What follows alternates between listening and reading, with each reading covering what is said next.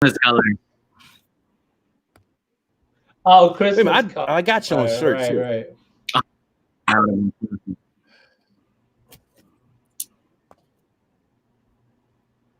All right, guys. So we're live. So Sean, take it over. All right, what is up, everyone? This is actually my first time hosting, so I'm really excited. Nervous at the same time, but I heard that when you're nervous, you really care. So I guess I really care.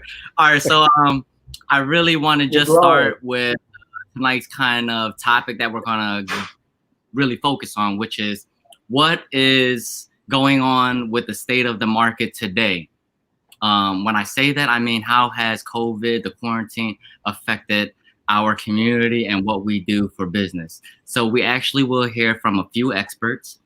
One of my favorite, work with Bar, we'll start off with him, specializing in wholesales. He is the man when you think of trying to just get your deal sold. So we'll start with him, and then we'll flow over into Ian Walsh. You'll get a perspective of Ian, and Ian is a lender. So you get to see how you can actually acquire lending and how buyers are now, having to adjust to this, I guess, new process of, what the percentages may be or whatnot.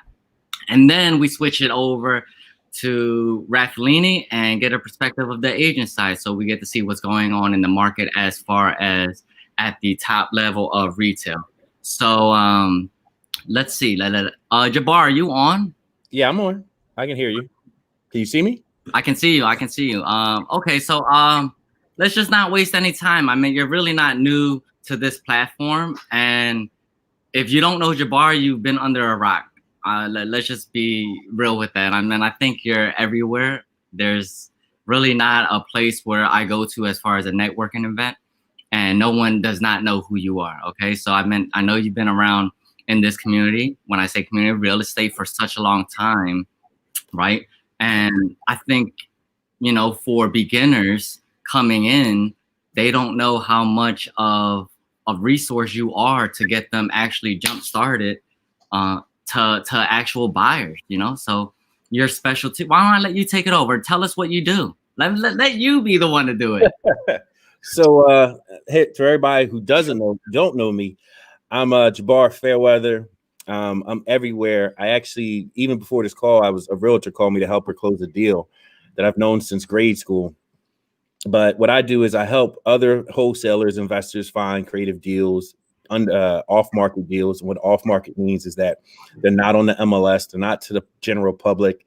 Usually they're from wholesalers, or let's say, God forbid, someone passes away in your family and you don't know what to do with the deal. You'll call me up and say, hey, Jabbar, I have a house I just inherited and I don't know what to do with it. And I'll tell you your options. And usually I'm working with other wholesalers and investors to try to find them deals that they can close quick for cash. And usually they all fit a formula 65 LTV, which basically says the house is worth 100,000. We're getting it for 65. That includes all the work, all the commission, all the cost.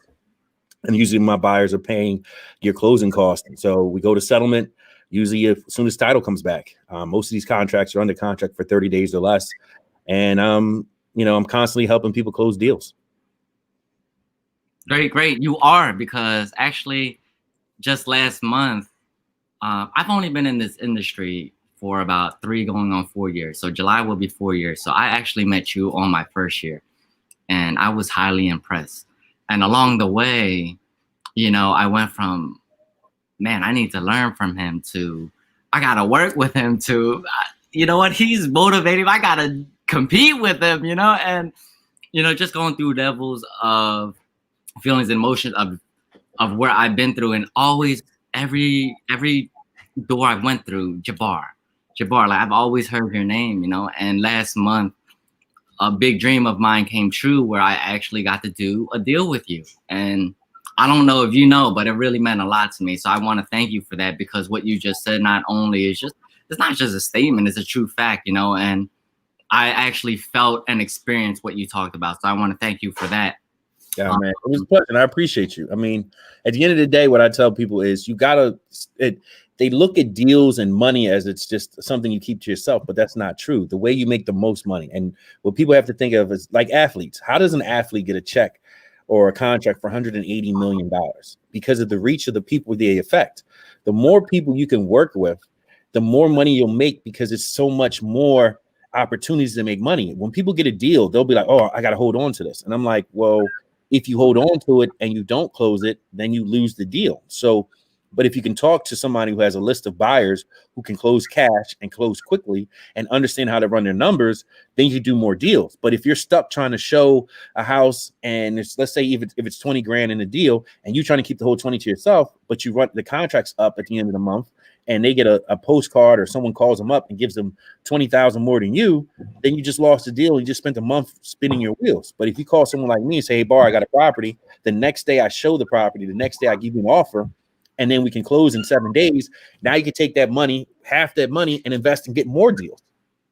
So the only way you can grow your income is usually through your network. And that's how these people get these big contracts, because these stadiums, these sports places have, don't mind the puppy in the background, have, a big network of people they reach. Same thing with TV contracts, because advertisers pay them because they have such a big reach. Right. And you know what? You reached me not just once, many times. I remember your first deal. I realized like who I was then. I probably wouldn't have been able to do a deal with you. I had to develop myself a lot to actually get to a point where I was like, I'm hearing you. I speak your language now. Let's do this, But look, besides that, let's hop on topic. So I really want to ask you, what is the market like for you right now? Because you're heavy in wholesaling and stuff, acquiring deals and selling it, helping buyers build their portfolio, adding value to their generational wealth. What has COVID pandemic done for you? Well, it hasn't even through the pandemic, I was doing deals. I think I did 4 deals, a deal a month during the pandemic, just before the city closed down. And then afterwards I did like 5 or 6 and then 8. I think this last month I did 4. This month I'm trying to get a couple deals to close that I have, but it hasn't changed anything. It's just, what people thought it was going to do, it didn't do. Like people thought people were going to sell houses for cheap, but because Philly had such a inventory problem, we had a low inventory, that it just was, people are paying more. Shoot. Houses that are going to market retail houses going to market are shooting off the shelf. People are paying way more. Investment properties now, there's 4 or 5 people showing up that are going to pay, asking price or close to. Somebody called me for a deal. They're like, oh, the highest I could get was 75, and my guys went up to 92.5. It was actually 95. So, and it was in the same day. I showed it to 2 people. He said, Bar, that day I got 5 offers, and I was like, 5, but. People are just trying to close. They're not paying attention. I mean, they still pay attention to the numbers, but if your deal makes sense, there should be no reason you hold it for more than a couple of days. And I think people have to look at knowing your numbers. And I think someone just asked me, do I work with newbies? I mean, I work with anybody who works. I get calls from people who, oh, I just want to get in real estate. That's not the right answer. You know what I mean? You got to start really have a game plan and think about what you're going to do, because you got to fund the deal. How are you going to pay for the property? Do you have a contractor that you work with? A licensed insured person that can tell you, or help you evaluate the deal on how much it's going to cost to do the work. A lot of times people get in these deals and they're not paying attention that, there's structural issues or the plumbing or electrical needs to be updated. And they're just putting a number, oh, it's going to cost $15,000, and you could just spend $15,000 on the paint, the roof, and the carpet. That could be $15,000. You know what I mean? So I tell people, and I heard somebody say this, the number you should look at every house is at least for a rental $51 a square foot, but now just make it 71. And if the numbers work at $71 a square foot, then you got a deal. But if it doesn't, then you should walk away. And you should be okay walking away from deals. You don't want to be that person who gets on the other side of 2021 and still got a property you're paying interest only payments for because you ran the wrong numbers and you can't move it. But COVID has not affected me in any way with the properties. It just made it easier for me to send people pictures. And if you take the proper amount of pictures and videos, and as some advice, you should take 3 videos, 1 minute or less, and you should take about 30 to 50 pictures, front of the house, back of the house, the side of the house, the block, kitchen, bathroom, the one in the house, come looking out the room or in the room, looking out the room, living room, dining room, the bathroom, the bedrooms. So every room you should at least have 2 pictures. And if there's any issues or problems that you see, you should take pictures of that. And then the heating system, the hot water tank, the furnace, the plumbing, where the stack pipe is. That stack pipe can run you between $1,500 and $2,500. The electrical box, you got to put a new electrical box in. That's going to run you $15,000 to $2,000, depending on if they got to run a new line or not. So you got to know that, and also check for termites. A lot of times you're in these older houses and you're not paying attention. They're like, oh, I don't go in the basement. You want to take a pen or a key and stick the beams, and see if it goes in. If there's a mold somewhere, take a picture of that, and just understand to ask questions. I mean, it took me a while to get all this knowledge, but it came from asking questions, getting burnt by other contractors, getting burnt by other wholesalers. People will say, oh, well, we can't show you the house. And you're like, okay, well, the numbers make sense. And the reason they show the house because it's leaning inside because the beams are bad and you got to spend an extra $5,000 on replacing a beam.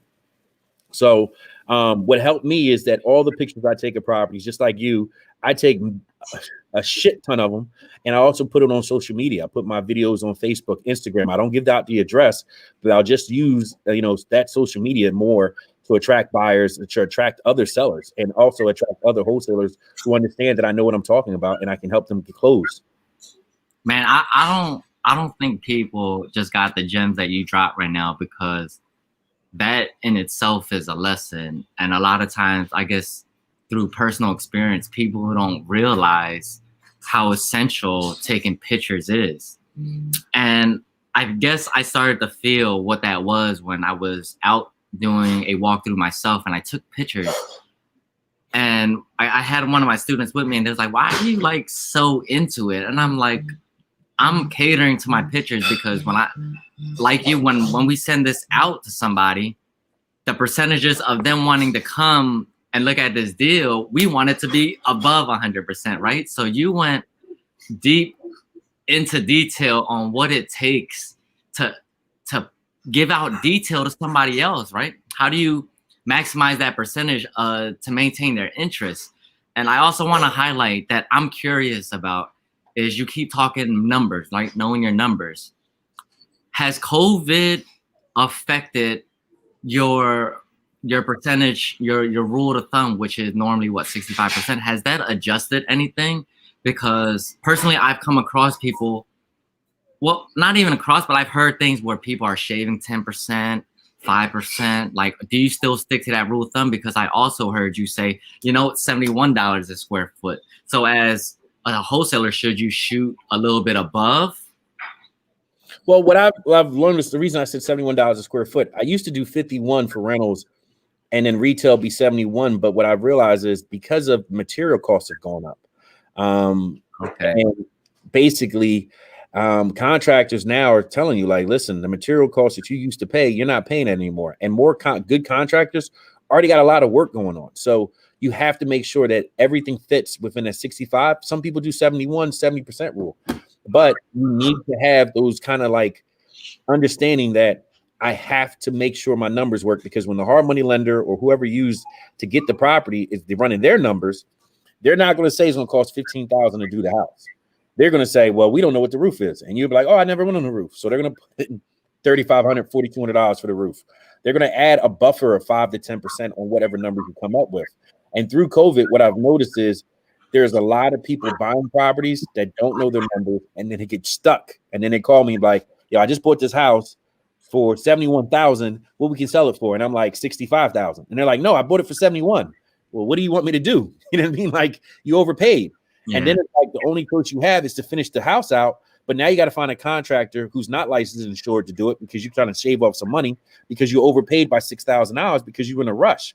And if someone else is competing for a property, you don't have to compete with them. If they say the numbers, I'm just going to say $65,000 and it needs $25,000 of work. Any house under $100,000 that you can rent out, 3 bedrooms, 1 bath in Philly, you could probably get between $1,000 and $1,200 for rent. And it's under 100, but the values are 150 or above. You buy that deal, close on it. But what happens is a lot of people, they don't know their numbers. So what they'll do is they'll say, hey, Jabbar, you told me about this property on Friday. It's Sunday at 12 o'clock. I want to put an offer in. And I'm like, the deal's gone. They're like, what do you mean? I'm like, I gave it to you on Friday. I showed it Saturday at 12 o'clock or 10 a.m. and it's gone because the person ran their numbers and bought their contractor. Schedule your contractor to go out with you to look at property. Schedule someone who has some idea about how to do the work to go out with you, and then make sure, or send a contractor so you don't have to go out there. You don't have to see a property you're going to gut. And a lot of people get that analysis by paralysis. You should know your area. Know your area. Like, this is my zip code. I live in Philly. I'm in this zip code, 19141. I'm gonna look at 19138, 19126, 19144, 2638, 28. Yeah. West Oak Lane, Mount Airy, and maybe Olney. 19120 is Olney. So you should know 5 zip codes that are around your house that you can get to, and then you know the area. So you know the value. Start looking up the values. Have a realtor send you properties. Have a wholesaler send you deals. I'm on Facebook, Instagram, and Twitter for someone. And my name is Jabbar Fairweather. You can Google me. Googleable. Something you said a lot, right? So something that I caught on early on, because I'm always interested in what you're doing different from the rest, right? What is it that you factor in that I never heard before? So everything you said, I've always heard before. Know your zip codes, know what the area is. But something you said early on was that you went even into the market of supplies and knowing that prices are up right now, and it's true. Because knowing that people are spending more on, getting more plywood, right, the board up and everything for materials went up 50%. Yeah, the materials cost went up, and I never really thought about that, So it's really a good point that you brought up, Jabbar. And I want to continue with that because you're always thinking ahead, right? So, serious question, right? What do you see happening in the near future? In our industry in particular? Well, there's a law that got passed. I was on that law. I was on Word, and I did an interview with about the new law that got passed in wholesaling. So people are going to have to get licenses, and we're starting the wholesale association. I guess we'll be started in 2001. I'm putting up some of the money to sponsor. We're going to have a lobbyist for wholesalers. So on Instagram, I think it says Philly Wholesale Association. I work with. Just to clarify, right?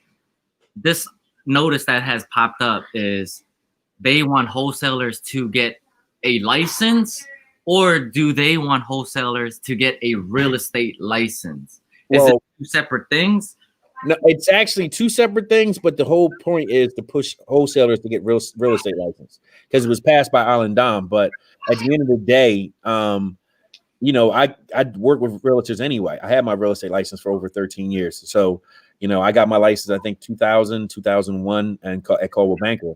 And as a wholesaler or however it is you want to be, you just paid the $200 and your license, but it doesn't make you no more or less than anybody else because there's no training behind that license they're giving you. They're just saying, hey, pay $200. And it's really a way to track what people are doing and then guide you into wholesalers are bad. And I never understood that. Wholesalers aren't bad. We help a lot of people. So I actually want to differentiate that because this license pop-up that just popped up, right, where they require wholesalers to get a license, that's not necessarily a COVID thing, is it, or a pandemic thing? Is that just something that was bound to happen at some point because I don't think it correlates at all, because it was bound to happen because I've always heard about, stories of people in our industry. And I always say, it's a few bad apples that, ruins the whole bunch. It's not all of us because, I can speak from personal experience that me and you always end up with happy experiences. We create, dreams where people can progress forward in life, and I think a few bad apples have brought this up. So is it necessarily a COVID pandemic thing, or is this something that at some point was bound to happen? Well, it's something bound to happen because what happens is people go to settlement and you're helping someone out of a situation. So let's say you're helping someone losing their house to the sheriff's sale. They're not answering the phone. They're not, paying attention that they're about to lose the house. You send them a postcard, you text message them, you call them, and tell them, hey, I can help you. Well, what happens is they get to settlement. You give them $5,000 more than what they owe to the sheriff. You help them move. They get to settlement. They're happy and grateful. A few months later, when they're in a better position, or 3 months or 6 months later, they look back and someone fixed the house and sold the house for $200,000. Now that person's like, they made $100,000 off my property. but they're not calculating the $70,000 you had to put to rehab it. Out of the $100,000 that you supposedly made, you had to pay 6% to a realtor, 2% transfer tax, and on the money that you make, you're paying 28% because it's a flip. So you're literally only walking away with like $40,000, but you risk 200. And a lot of times that person now feels salty because someone who doesn't know anything about real estate says, "Oh man, you missed out on $100,000." No, they didn't. They couldn't get to the $100,000. Right. A lot of times I meet people and they'll say, "Oh, I want 150 for my house," and I'm like, "Where'd you get that number from?" "Well, Tom down the street sold his house for 150." And they're like, "Well, Tom down the street put 120,000 into his property." Like, what are you talking about? And I pull out a piece of paper and show them the comps. Here's your house as is. This is the house that sold next door to yours for 80. This one sold for 65. I can't get down to your basement, sir. You don't have basement steps. Your basement is flooded. Do you know that? Do you know that's a cost? He's like, "Yeah, I know it's a cost. It was $4,000. That's why I didn't do it." So then I'm like, "So you didn't figure the $4,000 that I would have to pay somebody to do the work?" Well, yeah. And that's the part that the people who don't know about investing, the people that don't know what wholesalers go through. I've had fleas. I've gotten ringworms. I've gotten bit by dogs. I fell down steps. I fell through floors. So when I fall through the floor and I fracture my ankle, is someone paying me for that? Because this is all the risk that I'm taking for the reward of looking at the property and taking the pictures and getting under contract. Then I'm now promising you that I'm going to close on your house in 30 days. So now I have to perform on this contract to save your house from sheriff's sale. And I know because I was in sheriff's sale, I filed bankruptcy, I was divorced, I have a felony. I've had every bad problem you can possibly imagine. And who helped me was a wholesaler. And I had a real estate license. At the time I was losing everything, I had a real estate license. But guess what? I put everything on the MLS and no one wanted to buy my properties. You know why? Because my tenants weren't paying me, because this is during 2008. My tenants weren't paying me. Houses needed work. I was stubborn because I said my house is worth 100,000, and people were offering me 75. I said, "You know how long I had this property and how much money I put into it?" And they didn't care. And then I realized I have a problem that this guy is trying to solve. And as long as I make anything over what's owed on the bill, I should be happy to get out my deal and learn the lesson from it. And that's what makes the phone ring to these politicians, because they get to like, "Oh, well, they said you walked away with 100,000. No, I paid them this. I invested this. Then I flipped the house. And it took 6 months to a year to flip." And I think what they don't do is educate people on how to stay in their house. And they say, "Oh, we have all these programs." And I'm like, "You have all these programs, but how do they know about the program?" The person who's losing their house isn't answering the email, isn't answering mail, isn't answering the door. You know what I mean? Because we have not kept up with technology as a race of people. We don't keep up with technology. So then the younger crowd who are now hungry, just doing everything possible, text messages, emails, call, knocking on the door. They're contacting you 4 different ways to try to help you. And now you're looking at it like, well, damn, he did send an email blast to 5,000 people. Well, when you send a blast to 5,000 people, only 50 people responded. And the 5,000 people he sent the email blast to were people that were motivated sellers who had a problem, whether they're losing a house for tax reasons, sheriff's sale, mortgage back behind on a mortgage. It's an estate. So they're not just sending it to regular people. They're sending it to people that have an issue or a problem that they're going to solve. But realtors don't do that. You will never see a realtor send a postcard to a house that's $25,000. Right. It's a whole different perspective for sure. And, to be honest, I'm really proud of you, Jabbar, because through this conversation, as a wholesaler, I guess if you just consider other factors like supplies, maybe adjustment in percentages, it doesn't seem like it affected you much. I want to know, like, what advice or success tips can you give to people who are considering selling and those investors buying? Because I know you have about like 5 minutes left, so I want to leave some Q&A open. But I'm proud of you. I mean, it doesn't seem like you missed a step. Nah, because I've been in this for over 20 years, and what I've always learned is I tell every wholesaler that when it's good times or bad times, I'm gonna be here. In 2006, I said I'm not going back to a job, so I'm always hustling. So for sellers who are selling your house, take a real evaluation of your house. Say to yourself, well, how much would the kitchen cost me? How much is the roof that's leaking, or that leak up in your bathroom, in the ceiling, and it's leaking and it's been leaking for the last 4 years and you've never done anything to it? That wood now has mold on it. The wood is now weakened and someone has to change the skylight. So there's a cost to that. There is a cost to everything you avoid to fix in your house. And the longer it goes, the worse it gets. And now when you go to sell your property, if you put it on the MLS, the realtor who's the buyer agent is going to go, oh, we're going to do a home inspection. And if anyone who's been through a home inspection knows that a home inspector puts the flea that he found on the ground in the carpet, and he said, oh, there's a dead flea here. There's fleas everywhere. That'll be $8,000. And you're like, what? What flea? Who brought the flea in the house? You know what I mean? They look for all those things. As a wholesaler, I'm coming in your house and I'm saying, I love the fleas. It smells like piss in here. You got a cat? Great. I'll take it. Here's my cash offer. We'll close soon. And as buyers, you got to know your numbers so that when you do walk in the house and someone like me tells you or sends you a deal, that you're ready to pull the trigger. You know your numbers. I got $100,000. I could either pay cash or I can get hard money. I'm going to need 15% for hard money, or 15% to 20% down. I'm going to pay between 10 and 14% interest rate. Ian's going to probably talk about him. He's 4 and 14, 4 points and 14% interest rate. You know what I mean? Like, I know everybody's numbers because I've done deals with everybody, and I've been doing this for longer than some people have been alive. And it's cool to see the growth of other people just like you, and being consistent every day, sending out text messages, calling people, doing Facebook Live. You go on my Instagram or Facebook, Jabbar Fairweather, or you Google my name, something's going to come up positive about me, or something's going to come up with me in a house, me showing something motivational, me talking to someone, and me continue to grow my network. I'm now on Clubhouse. And, you know, a friend of mine was just talking to Tyrese, and he was talking to P. Diddy's son. And then there was Common on there, but there was also the person who started LinkedIn's getting interviewed. And the world is getting smaller. And what I tell people, you might have to say the world is flat now, because anybody you need to contact with or need help from, it's in my phone. You know what I mean? Like, I can pick my phone up and say, oh, you need an electrician? I got you. Need a plumber? I got you. And they'll move within an hour and they'll be at your house. So I just think that people have to realize you're going to have to get used to social media. It's not going anywhere.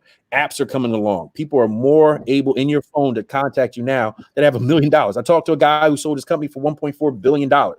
And he's just like, yo, Bar, you got some deals for me? I called another people, had a meeting. Bar, you're not, man. You're right. This is a lot. Yeah. You want to get some questions? We got to go for questions in. All right. Rapid fire. Okay. So, do you work with newbies? Yes. All the time. You have a question? Okay. Yeah. Yes, okay. Yeah. That's not even a question. How did people reach you, Jabbar? What did you say? Someone said I need a website, workwithbars.com, or what is it? Just go to my Facebook or Instagram or link any social media they're on, and just look me up and hit me up on the DM. Or you can call me, 267-975-601. Text me. My phone number has been the same for years. 267-975-6801. Text. Okay, how are you taking pictures during COVID? Are you going out there, or what's the sellers taking? Sellers, if you don't want to go meet with the seller, you just have the seller take the pictures. Just tell them, hey, can you take a picture of your bathroom, your kitchen, all your rooms, and then tell them it needs to equal up at least to 20 pictures. And then I pay people pay me to go look at, they take pictures sometimes. Where do you market your properties? Is it just on Facebook, Facebook groups, any particular place? I think you have like a massive following too, right? Yeah, I mean, usually when I'm doing properties, we have a deal Tuesdays, and we'll just put deals out on Tuesdays. But I'm in a group of with Better Than Success, and we have about 400 members. And on Instagram, what I'll do is I'll put the property on there, but not the address. Please don't give out addresses on properties, because you have some weirdos who'll go knock on the door and be like, "Oh, I'm here to buy the house," and they're like, "What are you talking about? Jabbar's buying my house." What's up, Ian? Ian, what's up? 4 and 14, baby. What's happening? I'm a little lower than that at the moment, but we're gonna get it. We give Jabbar another minute. Oh, hit me up, Quint. You need a contracting crew? Just hit me up on Instagram or Facebook or wherever, and I'll respond to you. Look up Jabbar.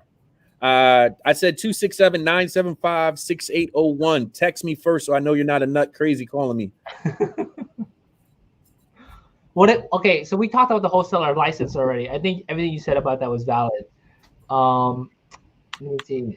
Do you deal with pre-foreclosures, foreclosure, auction properties at all, Jabbar? Yes, auction properties, you have to be careful because you're not allowed in the property. So always make sure that you're factoring everything's gone. I bought a property on Woodstock Street for $33,000 and thought it was a great deal. The outside looked great. The back looked great. There was a hole to God. So we opened the door. The bathroom fell into the living room that then fell into the basement. So don't buy properties you don't see the inside of as a newbie, and only go to auctions with people who know what they're doing and get help.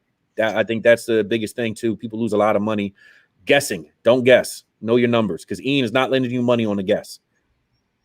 All right. $200 for the wholesale license. They're charging you $200 to get a wholesale license, or you're a realtor and you can do it, or you join a brokerage, and it's actually $400 to get your real estate license, which is crazy. Any other questions? I hate Any these. last Okay. words of advice for the people that's on here? There are a few, right? Oh, well. The wholesale construction team info. Just hit me up. I'll send you, if you text me, I'll send you a guy who's licensed and insured that does good work. I think the best thing to do is always get other people, multiple quotes. Don't be the person who goes, oh, my friend's friend sent my cousin's uncle, brother, sister's husband have, a license, and he does good work. And here's what happens. He screws up. He covers up the stuff he should have changed because you only gave him $5,000 to put the kitchen and the bathroom together and paint the whole house. And he said, oh, yeah, I can do it all for $5,000. He cannot do it for $5,000. You need to know that everything in the house, let's just put $7,000 for it. The kitchen's going to be $7,500. The bathroom's going to be $5,500 or $7,000, and the roof's going to be $5,000. Let's say the carpet is going to be $2, and let's say flooring is $3.63 a square foot. You got to know those numbers and then stick by it and say, all right, well, this fits. And if it doesn't fit, move on. Don't worry about the deal. There'll be other deals, but don't overspend and get caught overpaying for something that you cannot get rid of. And then you say wholesaling doesn't work, investing doesn't work. And then you quit and you tell people how horrible wholesalers are because he sold me the property. And that's all he did was say, hey, I wanted 100. You gave him 100 when you should have been paying 75. Jabbar, thank you so much for your time. No problem.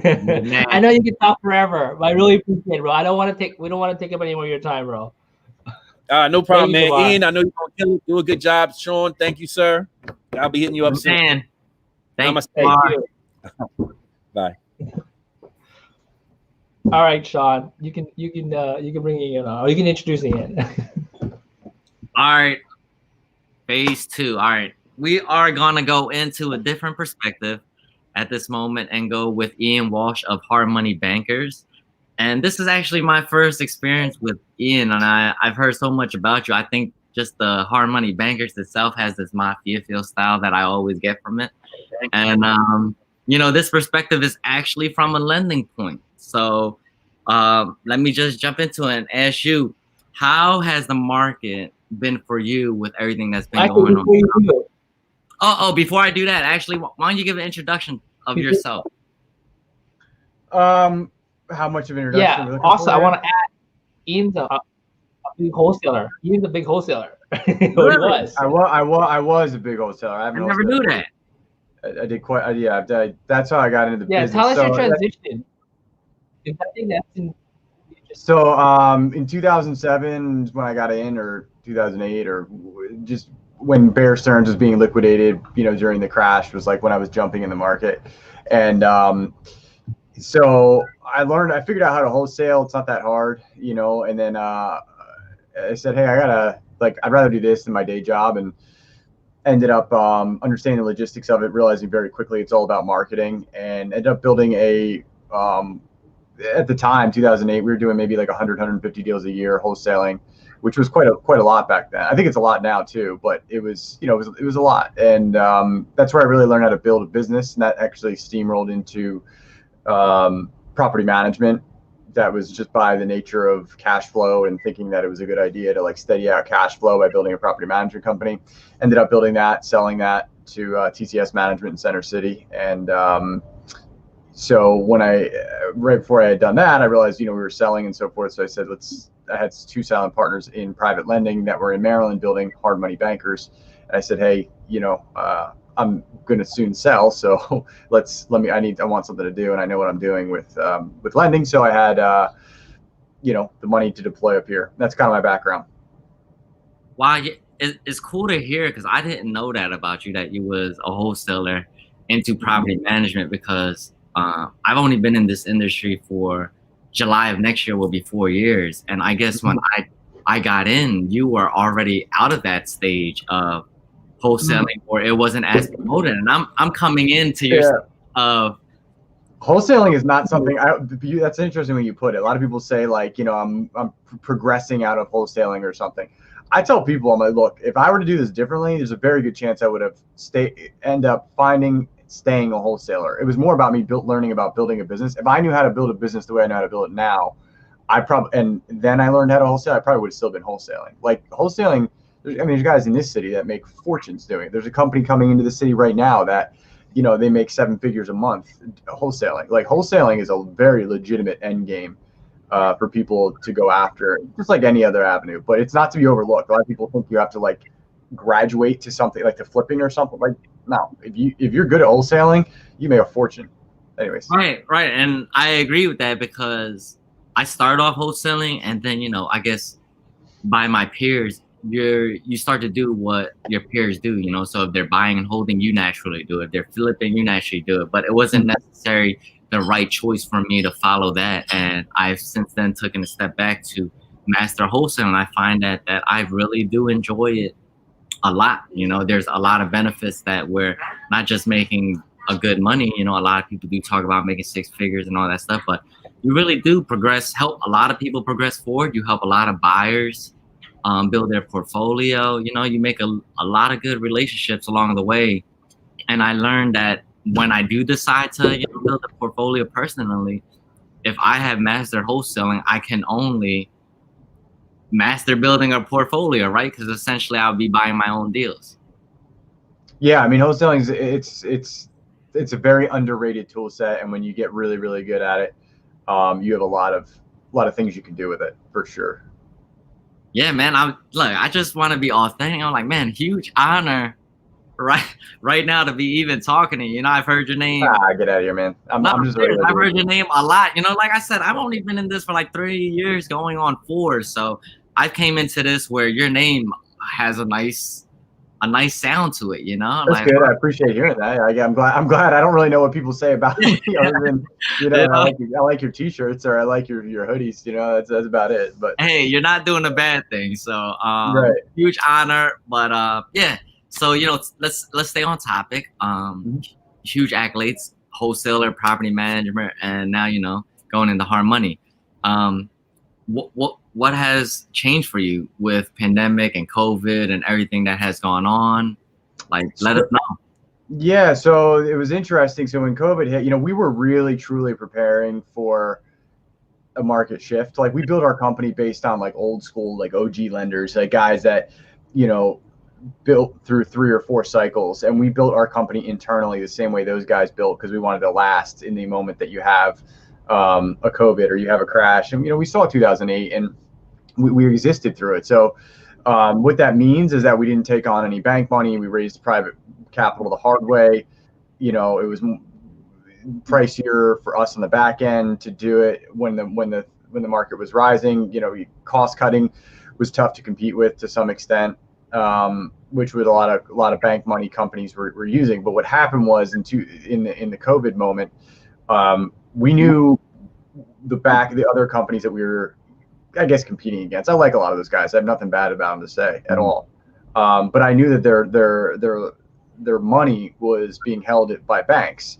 So I won't get into that too much in terms of how that works. But basically the bank at any given moment can go, yeah, we're not going to lend anymore, and you're out of business. So that's what happened the week of COVID, and we were preparing for it. We knew guys were going to kind of get their lines tightened up, but we didn't realize within the first week everybody's doors shut. It was crazy. It was like the only call I got for like a month was like, hey, are you guys lending? Are you guys lending? I'm like, this is nuts. Like, I thought it was going to be like a, you know, over 2 or 3 months, but basically Wall Street spooked. That's what happens. They do this every 10 years. They spooked, and they said, we're pulling everything until this settles out.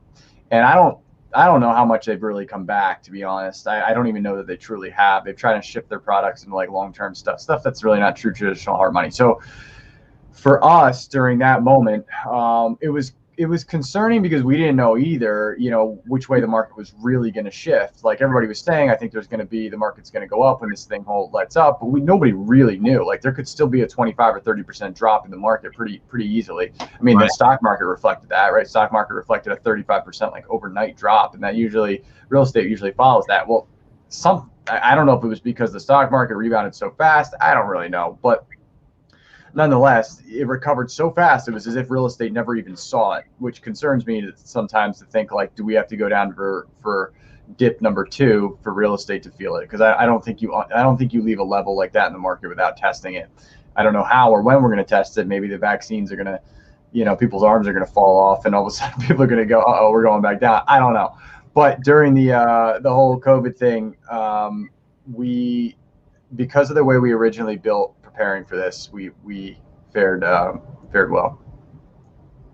I like that you said that when it kind of missed us, I don't feel like such a big dent in my personal business either. Like, no, if you're in the commercial or restaurant field, you're probably feeling it. You're probably still feeling it, but it's such a niche avenue of like the entire marketplace. So like in 2008, it was everybody and their mother. Everybody you knew was affected by this. COVID is more like a flash crash, like, you know, and there are people hurting from it. The niche, you know, like I said, the commercial space that'll probably be changed forever because this is how you do meetings now. And then, you know, also the restaurant industry, a lot of them are going out of business, but that doesn't represent the entire market space. So the rest of the industry not only felt unscathed, but they felt the benefits of the pent-up buying aggression that came out of when this whole thing let out. All of a sudden, everybody was running around to buy a house, and you know, right. Interest rates on the banks are so cheap right now; it's like free money. So there's this weird thing going on. It doesn't make sense to me, as if you could basically cut out the last 6 months from your average real estate investor, and if they didn't know it existed, they would never know it existed, which is crazy. Like there was no influence on price other than it went up. You were thinking, oh, things are going up. I don't know what to make of it. I'm never here to say it has to stop somewhere. I don't know where and how, but yeah.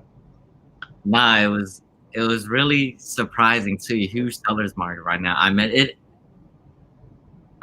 it even made me sell 2 rental properties. I was like, man, if I can get more, I'm gonna do it now, rather than it's real nice and tight and unsure of, you know. So I took advantage of it too, and yeah, I totally agree with you. It's like it went right over our head, you know. Well, so far, I swear, like it's gonna be hard to convince me. I mean, last time I had this conversation was at one of Nick Tang's events, and Larry was shooting that gun around. And I was like we were right there in January before COVID, and I was like, this is what the top of the market looks like, ladies and gentlemen. And then like 2 months later, COVID, and that was because of Larry. Yeah, you remember that? That was because of Larry, though. That was on Larry. So, but yeah, I mean, I still feel like it doesn't, when things don't make sense and everybody's making, I always say when people are making money that shouldn't be making money, you know, when you're rolling around, you were just an elementary school teacher, nothing wrong with that. All of a sudden overnight you hang your license and you're making $300,000 a year.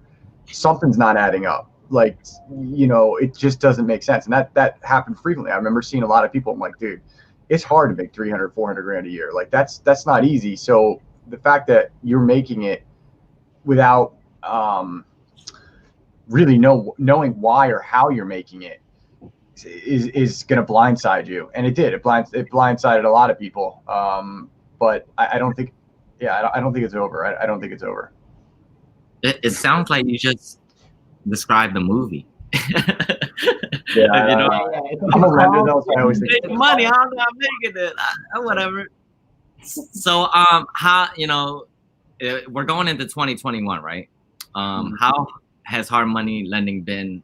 You know, is it busier now versus before? Yeah, it's kind of interesting. There was like in the middle of the summer, usually like, you know, you have like the swing of things kind of like cool off a little, but due to the way COVID hit, like we basically ended up getting the spring market in the summer, and then into the end of the summer, it all of a sudden had this weird like dry spell for like 2 or 3 weeks. I don't know if people were everybody got like, there was a blow off top and everybody got what they needed. So it was really busy. It's been busy and not busy at like almost the opposite times of like traditional years, is what I've noticed. So it's like when you expect it to be busy, it's been calm, and you're supposed to be calm.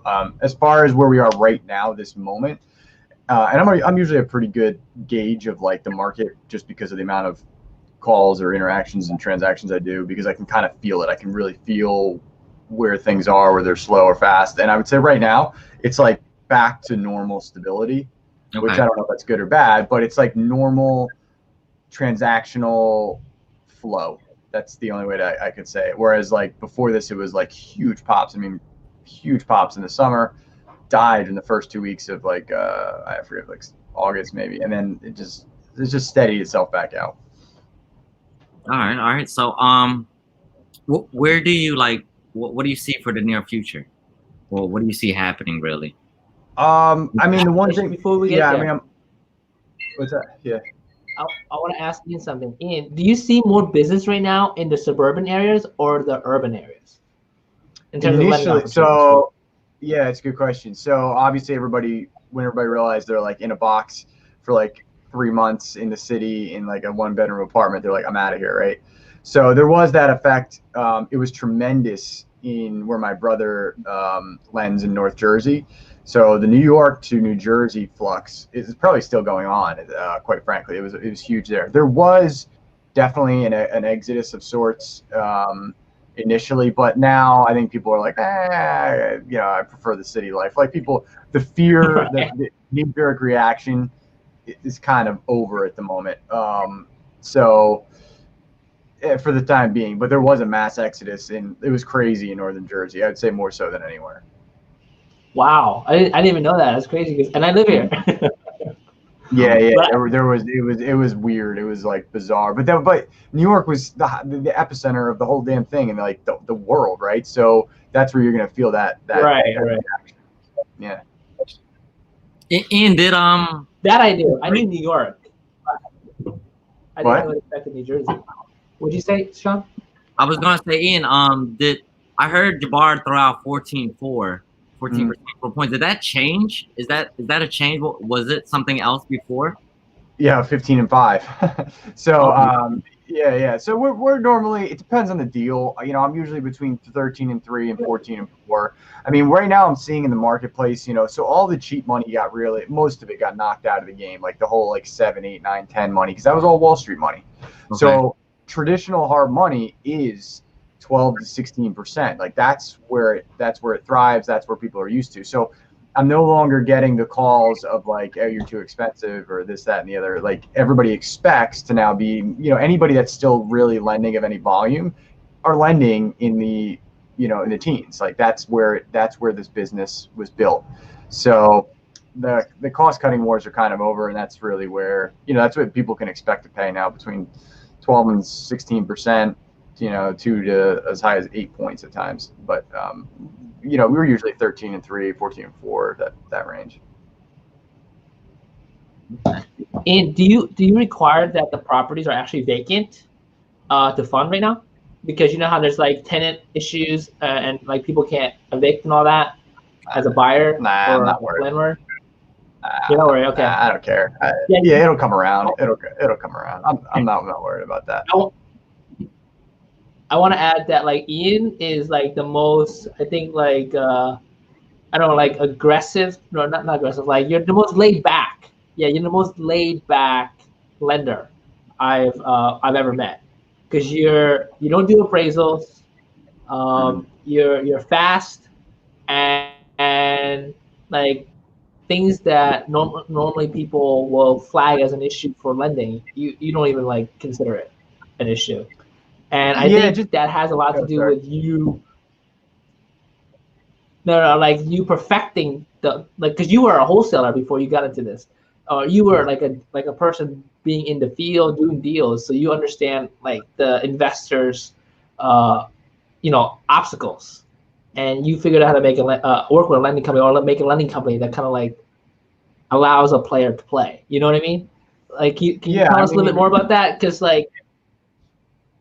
So I'm investor first. I'm not a banker first. I'm an investor first, and that's a way different approach to this type of business in general. Like I really do know what a house is worth or a property is worth. And when I don't do the deal. So, but that really just comes from, you know, man, I've seen, I don't even know. I have to like run my numbers with all the deals we've probably done. But I've probably seen like, I've probably comped hundreds of thousands of properties over the years, whether it was in lending or wholesaling or whatever. So I know right away when we're onto something good or we're not onto something good, and when there's something risky and not risky. So right there, like it lives and dies on that first part. Most bankers, when you're dealing with them, like they're going to order take and they're going to try to they don't know. So because they don't know, they're trying to build a picture of the borrower and they're trying to get your 750 credit score and your DNA. Like they don't. That's how they're hedging their bet, because it's a lack of knowledge of like the asset class. So the only way that works though is by experience and doing it. Or, you know, you have a situation like my brother, who's my partner, you know, has been doing it several years now, is under like, you know, he was directly under my tutelage of learning how to do this. Like that's really the only way that I could see it possibly working this way. And therefore, yeah, you get the laid back, I guess, persona, because I just look at a deal and go, yeah, this will work. And I, you know, a 30-second conversation with a borrower and be like, yeah, you're capable, or no, I wouldn't lend to you if this house was free. You know, so there's like, but you don't need all that paperwork. If you need all that paperwork, if you need all the W-2s and tax returns and all that fancy stuff, like you should be, and it's okay to need that, but you should not be in hard money. You should be in the traditional banking A paper world, because that's really what they're underwriting against, not against investment properties. The two don't really mix. Wow, that was well said, Ian. Thank you. Beautifully said. I want to ask, what advice or success tips can you give to people who are planning on borrowing in the future? Borrowing, you get your numbers right and buy lower than you think. So, you know, I get a lot of calls every day, and I would love to fund every one of those deals, but the reality is they're not deals. So most people don't have a deal in front of them.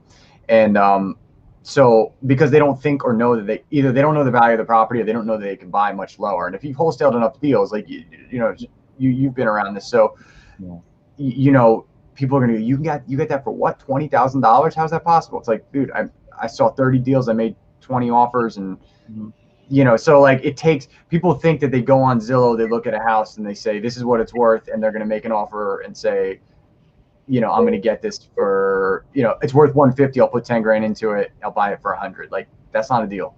Right. So it takes real effort and knowledge to spot and cultivate good deals. So my response to your question is, for a borrower, is buy lower than you think. Like whatever you think, if you're not uncomfortable making your offer, you're not buying low enough. And I really, truly mean that. Don't do a deal-itis where you just get stuck on a deal emotionally because you have small pipeline syndrome. Like, have a lot of deals to check from. Make sure your numbers are right and get your construction on point, because, and I know Jabbar was talking about this, but every $10,000 you overpay in construction because you either made an error or you try to cut a corner to try to make the lack of low buying work, is you might have just pay an extra 10 grand in the purchase price. It's the same thing. So would you pay 150 for this house because you know that you should have paid 100 for? If you, by cutting construction numbers, it doesn't work. So get your construction right, get your offers low, and then between those two things, you'll be okay. You know, you can really, even in a bad situation, you can still make money if you you can screw up every way till Sunday, but if you buy right, you'll be okay. If you buy wrong, you could be a perfect executor. And I know guys like this. that have done tons and tons of deals, and they just buy high, trying to keep their guys working or whatever they're trying to do. Right. And they lose money on the deal, because even at perfect execution, the market, one hiccup, it's over. Yeah. Man, well said. I probably could pick at your brain all day, but I know we have some questions, right? Sure. Yeah, we do. So let's ask some questions right now. Okay. So do you live in North Jersey right now, Ian? Yes. I think the answer is yes, right? Do you do New York too as well? Do I do what? New York. Newark, New Jersey? N-E-W-A-R-K? Newark? Newark and New York. Yeah, New York. New York. New York? Like the state. Unless you've got city. like a real LTV prime piece in Manhattan. I mean, we've dabbled in New York, but it's got to be really, really a great setup. Newark, New Jersey, yeah, we lend there, and I have loaned there. It's definitely like hit or miss, like any other city, but We've definitely done loans there. Right. Okay, so do you do the short-term lending, or is hard money called considered long-term? I think it's short-term, right? Short term, yeah. Everything your traditional hard money loan is 1 year. You'll see notes as short as 6 months. There's some circumstances where we do like a 5-year note, but most, like 90% of the loans I do are 1 year. You know what? I want to ask you this question. You do comps in a way, like very fast and accurate, and I don't think you have necessarily the MLS everywhere. Like, how are you doing this? Because I do. You anywhere I lend, I have the MLS. Oh yeah, I have like 8 MLSs that I'm constantly dealing with. Yeah. Okay, so you have actually MLS everywhere you lend, and so you're actually pulling direct comps. You're not using Zillow or some sort of like property stream type software. Nah. It's the code is the MLS code, right? It's like that. If I don't have MLS access, I won't lend in that area. Yeah, won't do it. I think that's a great point because for me, like, I just don't think anything else is comparable. It's the most trusted, right? I don't think anything else is acceptable. No, it's the most trusted. Like, everything else is going to derive from everything else is going to syndicate from your local MLS, whether it's Zillow or whatever it may be. I don't know Zillow software well enough. I know that I've seen certain free sites that have had legitimate inaccuracies that I'm like, if I loaned against that, I'd be toast. So the most accurate you're going to get currently in the technology space that I'm aware of is the MLS, and we just live and die inside the MLS. That's all I do all day. I'm in the MLS all day. I see you. No, I didn't know that, because all this time, like, I remember hearing stories about you, or even hearing you talk about how, like, you can come up with value really fast, and you were doing all this stuff, and I was like, is he an MLS guy, or is he like doing property, like maps or something that I don't know about? But then, because I don't know, like, let me ask you this, Ian, you would know this. Appraisals, when we get an appraisal done, right? And it's not necessarily for a sale, okay? But it's for, like, let's say a refi. Does that go anywhere? Like, is there a record?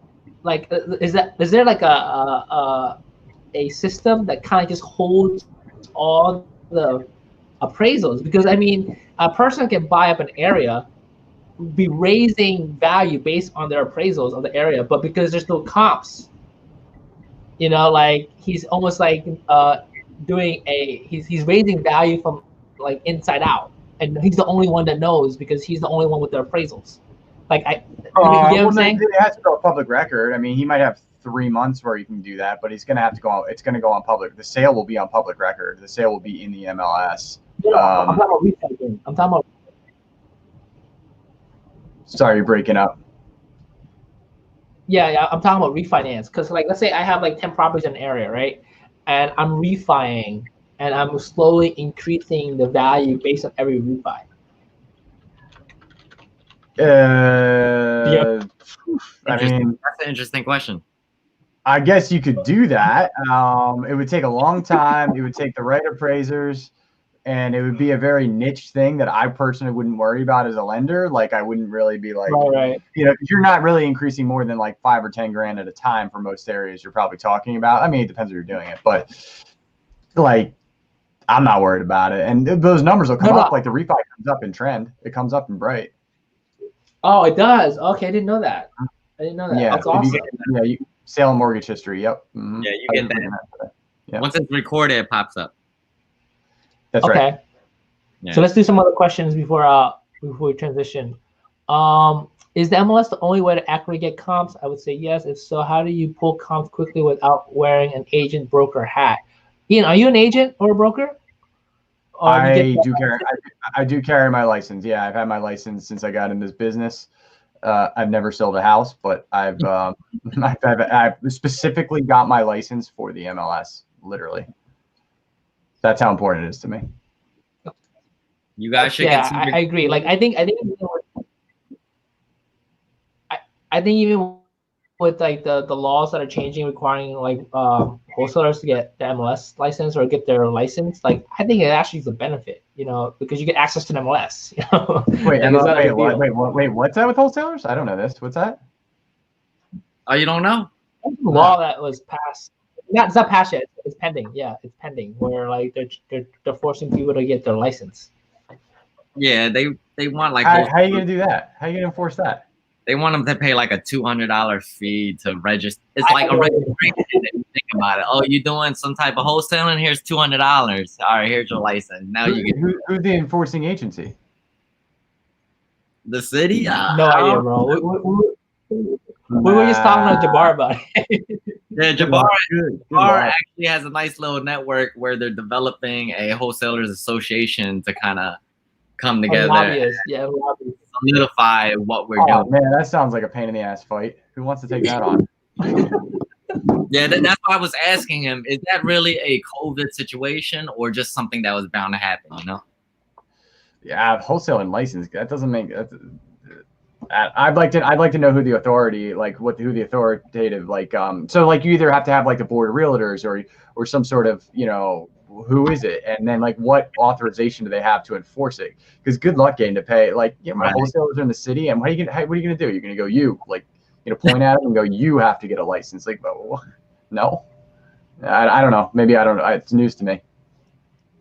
Yeah, it reminds me of that time when they try to have bicycles register and get like a little plate or something. Yeah, like you have a guy wearing tickets. Like, how are you gonna do it? Right, you can't get everybody to register their bicycles. It's so funny. Right. It's like license. There's not enough manpower in the city. Right. You wasting Any last words of advice for everybody in terms of one, how to reach out to you, two, you know, as a flipper investor or like anticipation in the market? I would say just, you know, people ask like for advice and stuff. I always say that every avenue of real estate investing is lucrative and a disaster depending on who you are. And the most important thing that I've seen over the years with all the investors I've met is that when your personality is in line with the type of investing you're doing, it usually ends up being, you know, a great look for you and you really enjoy it. When your personality, when you're trying to use your ego to invest in a method or a strategy that isn't, you know, in line with your personality because you're using your ego because you're trying to prove something to somebody else or to yourself, you usually fall flat on your face. So find a strategy that meets your personality. When those two things line up, there's no strategy that's going to be more or less potentially lucrative than another. Like, you will make your millions in whichever one you choose if it fits your personality well. As far as my contact information goes, just IAN, so my name, Ian, at hardmoneybankers.com. I think it's actually on my name in the thing. Yeah, so it's right there. And I think that's one of the best advice I ever heard, because I 100% agree with you. Like, I started off with wholesaling and they got into flipping and then got into buying and holding. And I realized that I like buying and holding, you know, and that's my game. You seem like a happy guy. Yeah. So yeah, I agree. Like, you don't have to do anything. You just gotta find your game. You just gotta find your game. They all work. They all work. It's a matter of if you work. Yep. I agree. I'm also aware that you're a gamer. You're a video gamer, right? So we gotta talk, because I gotta get my kids some like video game stuff on the computer. So me and my brother, me and Ryan is the best gamer you'll ever meet. But he's top 10 in the world in a game that we played. Yeah. No way. No way, dude. Yeah. So that's what you guys are doing. That's your full-time job. I haven't played in a year. I actually haven't gamed in a year. But so ask Ryan though. Ryan is legit. Nice. Wow. I gotta get his autograph then. I've known Ryan all this time. Never knew. Yeah. All right, guys. Thanks so much. Appreciate it. Thank you. All right. Take care. Yep. Bye. All right, Sean. Becky. Becky, nice to meet you. How are you? Nice to meet you. I'm well. How are you? Are we also getting joined by one other, or? Yeah. So my business partner, she had something that came up. She couldn't be on here tonight. So you guys just get me tonight. Oh, awesome. We got you. Good, that's what having partners all about. Like, you know, you can cover for each other to help out. That's right. It's all about teamwork. Absolutely. All right. Yes. Becky, you're the last panelist tonight. You know, I like to think we saved the best for last. That's right. But why don't you give us a little bit of an introduction of what you do and your title and, where you're at right now. All right, wonderful. So, hey everyone, my name is Becky Renkevich. I am a licensed realtor in Pennsylvania, New Jersey, and in Florida. I hold my license at KW Philly, which is the largest brokerage in the entire city and on the top 5 of the largest growing brokerages in the KW franchise.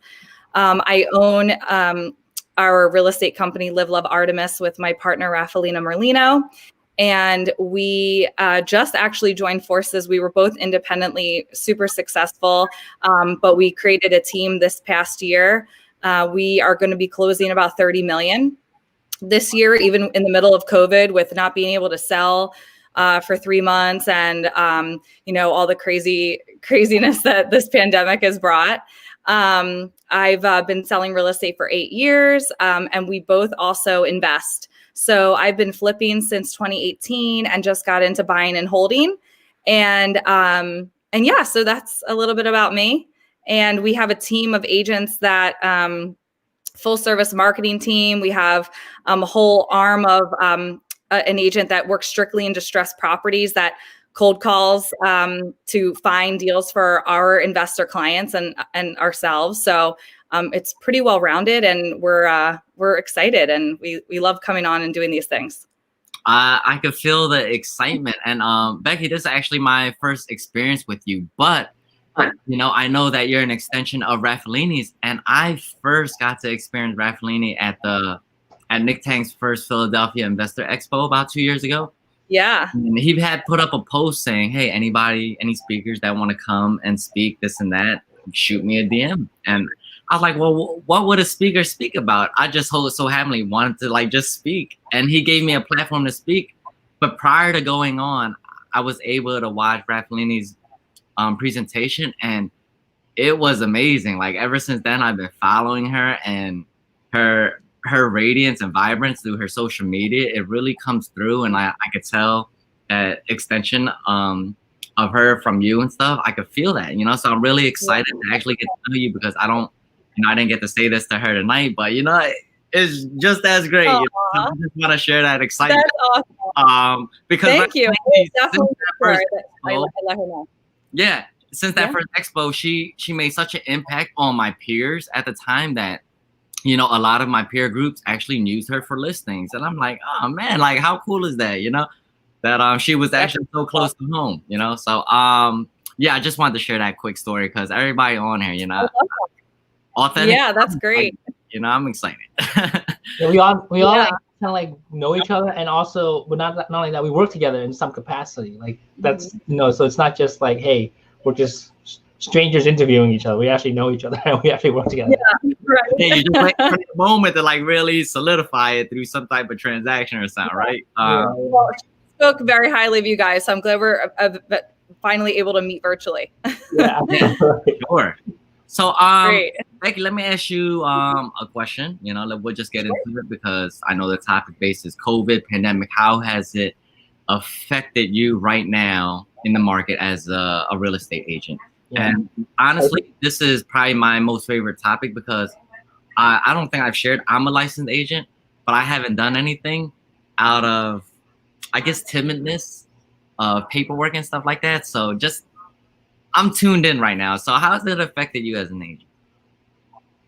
So this is probably the craziest time that I've ever had in the 8 years that I've been selling real estate.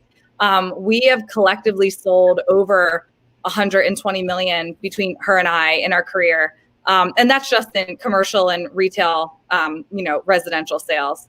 I'm not including our investment strategies, but we are, it's insanity. We can't keep up with the demand. We have buyers coming out of the woodwork, sellers that want to sell, people getting into the investment space. And I've never seen anything like it. It's going to be by far our biggest year, even with being shut down for 3 months.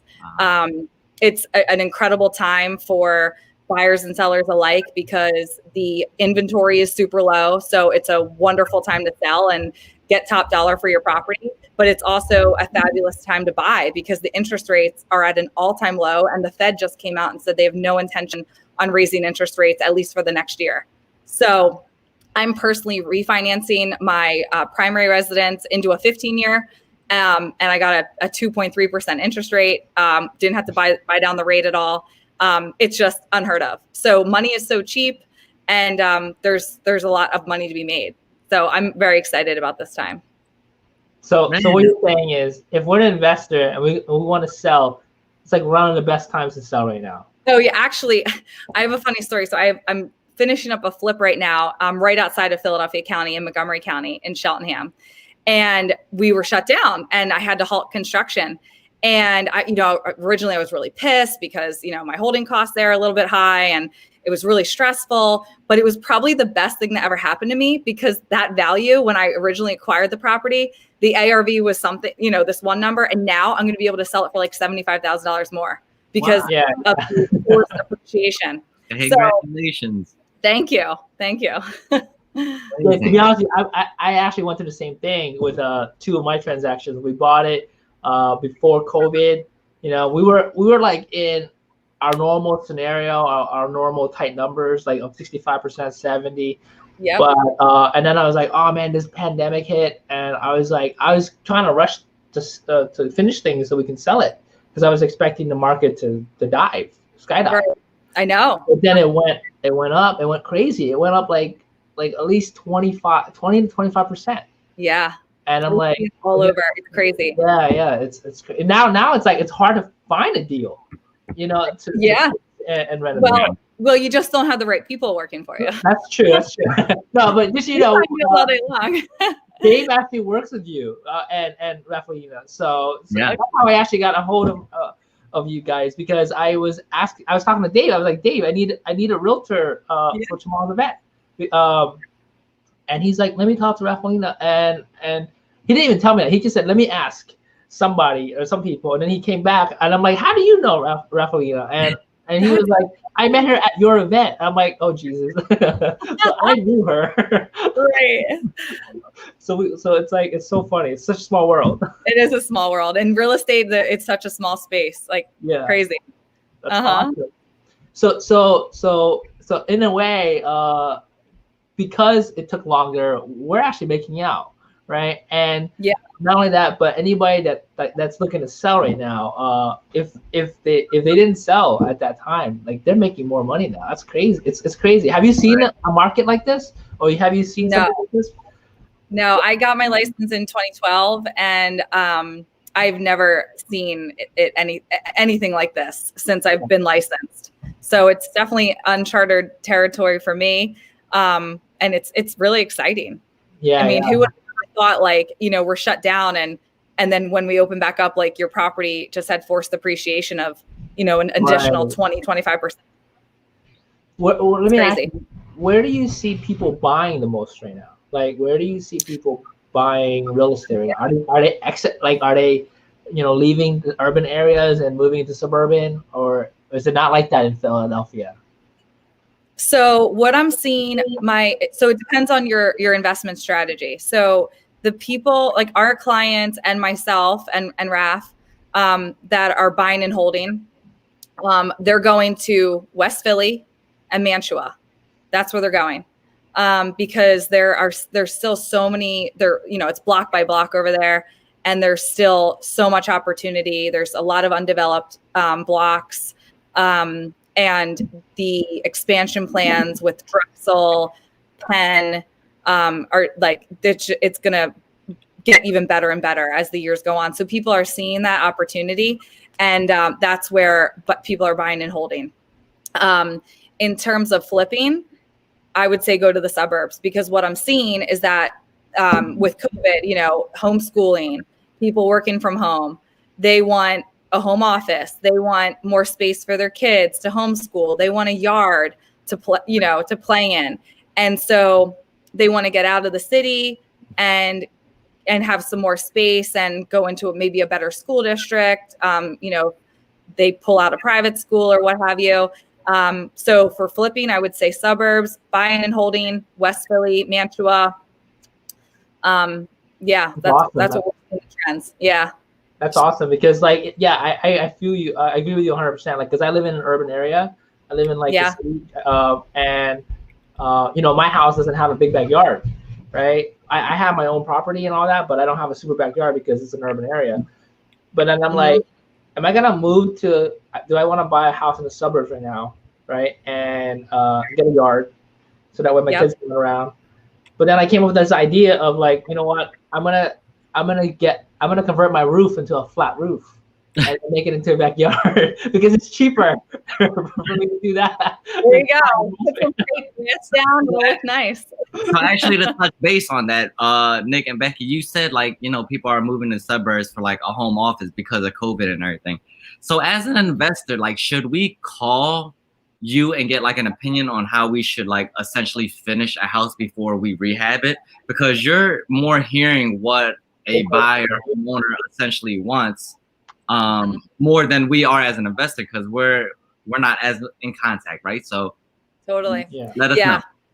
That is a great question, and hands down, all day long, call us before you begin your project, because we not only do we work with investors all the time, and we also invest ourselves, but we work with the your typical retail buyer that are looking for these products. And we know exactly what type of finishes they want. We know exactly what their needs are. We know exactly what type of living space, works. We know, the home office, the extra space, a nice finished outdoor space. We know exactly what their needs are, so we can help you guys build that product. It's best to build the product for the demand that's already in place, and then you could sell it for top dollar. There's, no guessing of what you need to do. We can hold your hand, walk you through step by step, help you pick the finishes, design the layout, and all of that. And we do that a lot for our clients. Actually, Rafaelina just did it for a client that we have that did a bunch of development in Brewery Town. And it was absolutely, they were condos, and they were luxury condos, and they flew off the market because we were able to help them know exactly what to do. And the product was fabulous, and they record-breaking sales in this area because of that. I was talking to one of my business partners, and I was like, I'm starting to realize when people buy houses from us, the husband's always asking the wife, like, does she like the house? Yes. He's not the one making the final decision. Happy wife, happy life, right? Yeah, exactly. And I think you you hit the nail on the head where it's like, I mean, Rafaelina and yourself are not only in the business of fixing and flipping, but you're also the ones in touch with the buyers. So you see what people are buying, what they want, and the fact that you can give us that perspective before we renovate. If anything, it would even create a higher demand, because you see what people are paying top dollar for versus us. We're just renovating the house and making it look pretty. But if it's like more, it's like what's hot right now. That adds that extra boost to the value. So totally. Yeah, so I get it. So I get it now. I didn't know. I thought people just wanted a renovated house for a period, But there's colors, and there's things have to be laid out a certain way where it just adds that extra spark. It does, and it will make your property stand out from the other renovated properties on the market. And that product that you have in Center City, the railings, the black railings, and the tile, the shiplap, and all the beautiful finishes. There's not a lot of products like that in the suburbs, and people want that. And there's such a demand for that, especially from the people moving out of the urban area into the suburbs. And so it's so important that your realtor is in tune with what people want. They can guide you through the process. We have a whole design arm of our team, a fabulous designer that works for us, and she assists in this as well. And it's just a perk that you get when you hire us to help you. Oh wow, that's awesome! It actually answered you answered my question I was going to ask. As investors, should we hire interior decorators and Yeah, so I mean, you don't have to. It's a built-in perk of working with us, so you don't need to spend that. Oh wow! Wait, so you guys Yep. have an interior decorating arm or something? Yeah, we do. Oh, okay, that's neat. That's neat. Yeah. Oh wow! So that's really interesting. like a one-stop shop. It is a one-stop. Exactly. Yep. So I know you guys. I follow Rathleen on social media a lot. Becky, I have to follow you next. Yeah, you have to. I always see her finished products of houses and what she sells and lists beyond amazing, right? But do you guys ever run into any like as is ugly vacant houses? And if so, how do we get in touch with you to purchase through you? Yeah, so that is a great question. So we have a whole arm of the business like we do for the interior design. We have a whole arm of an agent who is a powerhouse who only all day long calls on distressed properties, off-market distressed properties. So she calls on Liz Pendon, pre-foreclosure, auction, probate, and gets these amazing lists, scrubs them, puts them into her power dialer. She's in Mojo, she's in Podio, she has her own platform set up, and that's all she does all day long. And then she finds these properties. And one of the perks of working with us, if you guys are our clients, we'll present these deals to you guys before we either reach out to our wholesaler contacts that might have their own clients, or we put it on the MLS. These properties very rarely hit the MLS because we make sure that we wouldn't market these deals if they weren't a home run. So all the time, to answer your question. Amazing. You definitely need that. It sounds like you guys have a wholesaling department that I need to join. Yeah, we definitely do. Yeah, it really is. Doing my job. Leave that alone. Yeah. There's enough business for everyone to go around. I agree. Hey, I'm ready to learn from anybody that's doing it, you know? So, you know, it sounds like you're having an awesome year. And, you know, even hearing Ian and Jabbar, it sounds like a movie, you know, a real estate movie. Okay. What is it? The Big Four, right? It sounds like we're having such an awesome great movie. Great movie. If anyone hasn't watched that, it's a really good movie. Right. Well, what do you see going into the future? Like we're right around the corner from next year, 15, 16 days away. Like, do you see anything happening that we should pay attention to, you know, be mindful of? Should we slow down our business? I meant, well, what's your expertise on that? So, you know, I think that the only aspect of real estate that is going to take any type of negative hit would be the commercial space, because these commercial properties, whether it's, you know, a strip mall or, you know, a multi-use building with COVID, you know, vacancies, and whether there's restaurants or gyms or any of those types of aspects of retail shut down, I think that with them not being able to collect rent, then it will have a trickle effect down to the landlord that owns those buildings, and then could potentially affect negatively the commercial space. But in terms of residential, I don't think there's going to be any type of slowdown anytime soon.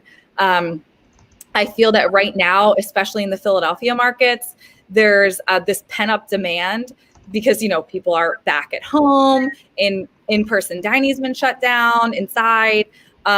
There's nothing to do. There's no sporting events. There's no concerts. There's nothing to do. And everyone's stuck at home, and there's just this pent-up demand. And I think that when we had that initially in March, it led to the greatest months ever in real estate, which was June and July, because when it finally opened up, the floodgates opened, and it was that delayed spring market, and it was just crazy, coupled with the interest rates being so low. It was like the perfect storm in real estate.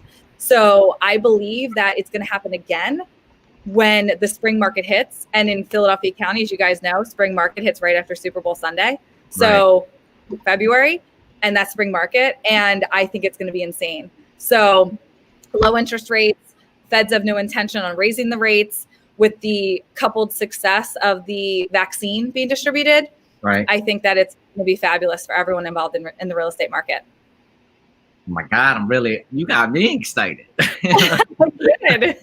What am I not doing? Becky, so I want to ask some questions from the audience. So do you cater to commercial at all? Like, We do you do. help people buy commercial? Yep. Yeah, Okay. we do. We help people buy And, commercial.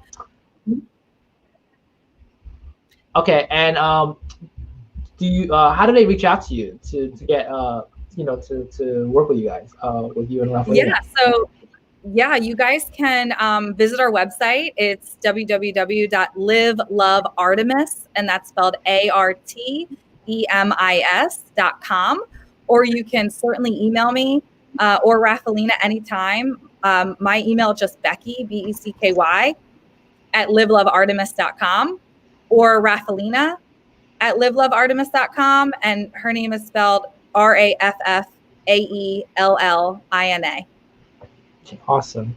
Should a person be qualified already, pre-qualified before reaching out to you, or not necessarily. If you're like just in the beginning stages of whether it's real estate investing or buying, your primary residence or maybe a vacation home or a secondary property, and you aren't pre-qualified, we have a fabulous in-house lender that I personally we vet all of our subcontractors, whether it's title, lender, homeowners insurance, home inspector, you name it.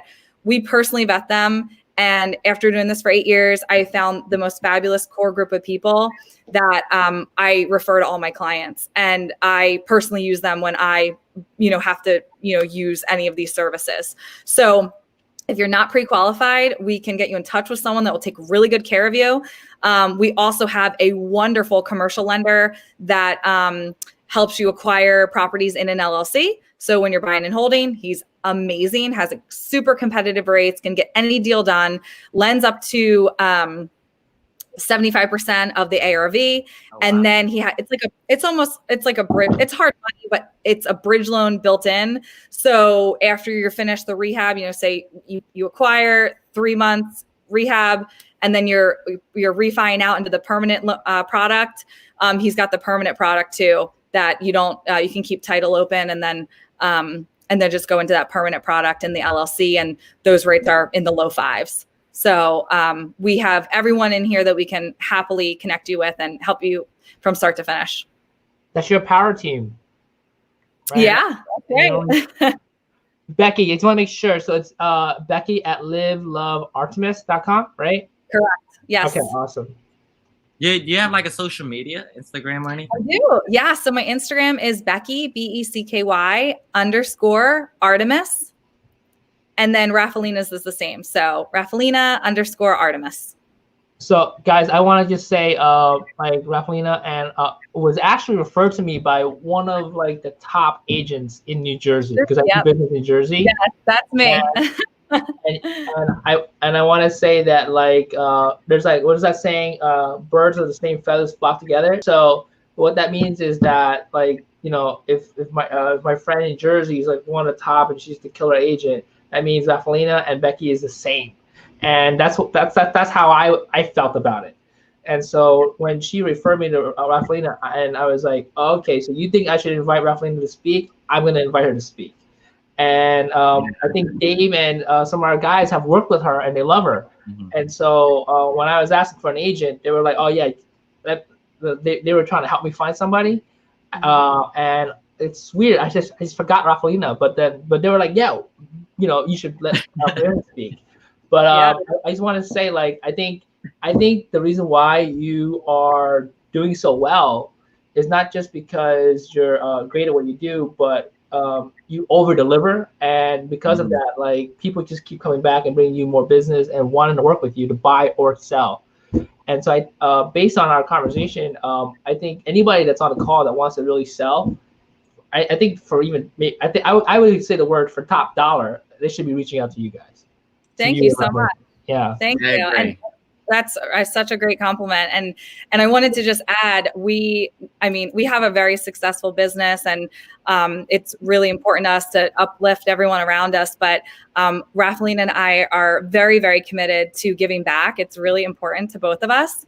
And when we set our income goals every year, we base it around what we give back to charities. And we we are fully committed to giving 10% of all of our gross income back to charities. And a charity that's near and dear to my heart is animal rescue.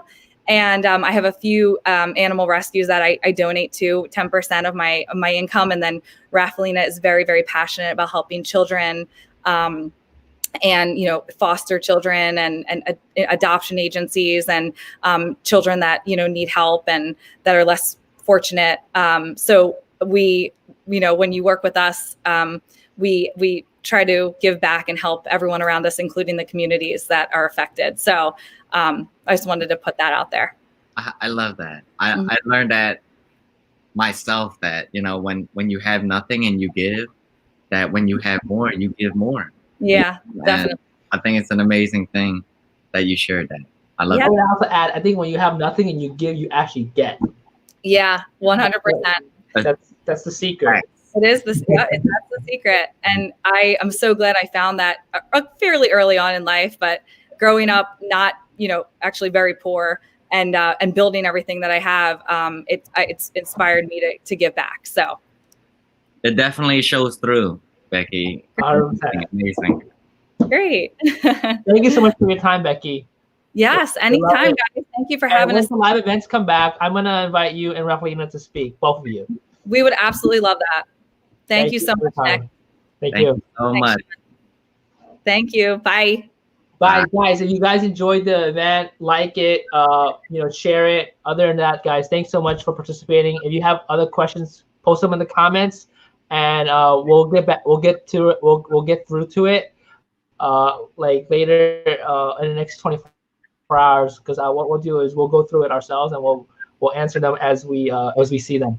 Other than that, I hope you enjoyed it. Thanks so much, guys. Anything else you want to say, Sean?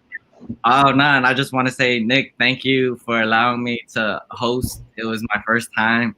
Nervous as hell, but I don't feel nervous now. No, dude, you did great, dude. I didn't even notice. You know what? If you're available, I want you to help me tomorrow. And then the next day. The reason why, only if you're available. The reason why is if you want to learn, you got to do it like back to back. Right. I agree. And then it becomes like automatic. And I'm just lucky to have an event where it's like it's back to back. So if you're available, let's do it. Yeah, let's do it. I mean, you said I would just have fun, and I had a blast. You killed it. I had a blast. So thank you so much. Thank you. Good night, everyone. Guys, thank you. Good night.